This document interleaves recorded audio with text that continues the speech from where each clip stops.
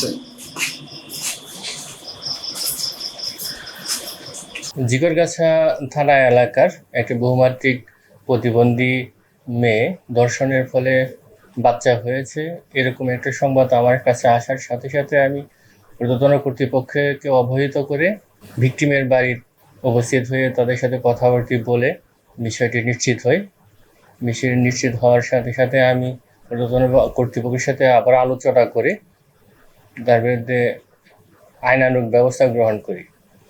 আমাদের এই আইন প্রক্রিয়ায় শুরু হওয়ার বুঝতে পেরে উক্ত মামলার আসামি কথিত কবিরাজ সে পালিয়ে যায় এবং এই মামলা হওয়ার পরবর্তীতে মামলা তদন্তকারী অফিসার SI তাপস একটি আভিযানিক দল অভিযান পরিচালনা করে বিভিন্ন টেকনোলজি ব্যবহার করে মাদারীপুর জেলার কালকিনি উপজেলা থেকে থানা থেকে তাকে গ্রেপ্তার করে নিয়ে এসেছে।